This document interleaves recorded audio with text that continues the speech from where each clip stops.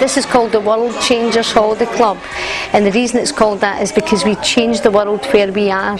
We have a lot of make and takes. We have the games hall where we have all the different games. We have DVDs in teaching. It's called Ought to Be Good, so it's nice and light, but it's teaching them how to be polite, how to follow the rules, and how to really be all that they can be. And we also have some other activities for them to do that are connected to that. So it's just different things like that, just elements of, you know, what life is about. I was speaking to one of the parents, and he said, oh, it sounds really great. He says, because sometimes they can be led into other things, and if you get them when they're very young, then they tend to make better choices when they're older. I think basically when we started out children's work here in earnest, we had heard a man called, I think it was Gavin Reid, who was a bishop, Anglican bishop, and he said that it was very important for children to come into church, even if they were only coming to play a game, even if they were only joining a children's club, even if they were only coming with their granny to sit with her every Sunday morning and then go into Sunday school. And he said even if they were coming for a christening, which really amazed us. And he said why he felt that way was that gave the child the introduction to church, gave them the feel of it, let them understand the atmosphere, and they weren't afraid to come in later years into a church. It wasn't this strange place, which it is for a lot of people nowadays. It wasn't that kind of exclusive club, but it was a place where he had felt welcome on his first introduction to church, and he wanted to come back.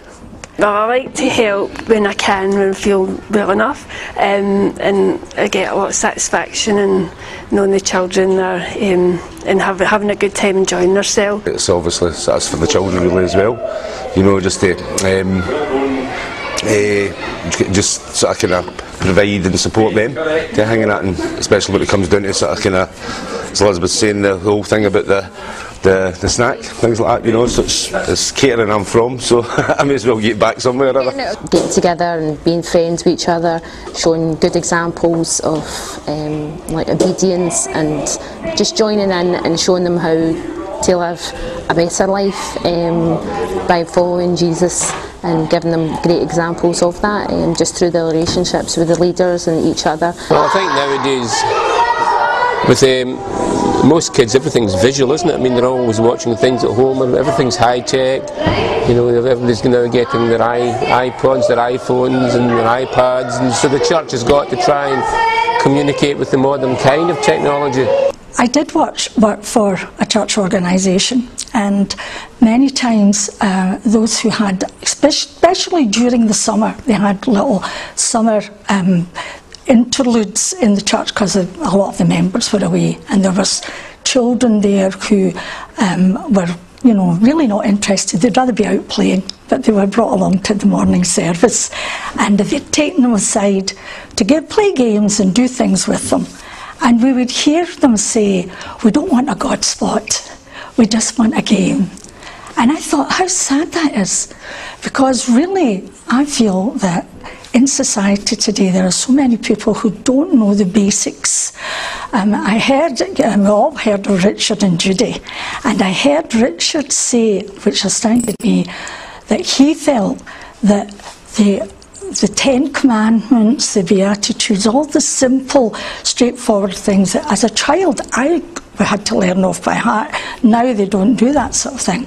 He felt they had given him a basis for his life to live by, where it was wrong to do certain things. He'd learned that at Sunday school. And I thought, well, how wonderful it would be if everyone in society just knew the basics. Everything that Jesus taught was just so simple.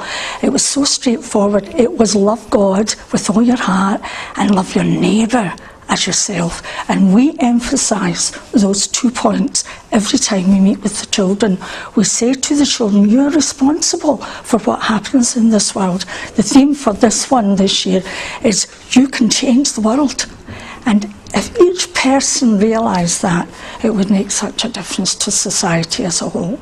We want the parents to know that the children are being looked after for them as well, because the parents, it gives them a couple of hours chilling time each day, and it's leading up to them going back to school, so it gives them time to do other things. And also when they come to collect the children, we have a wee chat with them, they have a cup of tea, a cup of coffee. We've got a special day on Friday, which is a half hour for the parents to come and get them early, a wee bit of home baking, cup of tea and coffee, and the children will sing their 2 favourite songs. But we'll also say to them, you're welcome to come along on Sunday if you wish. If not, that's fine as well. So it's just building relationships with the children and the adults as well.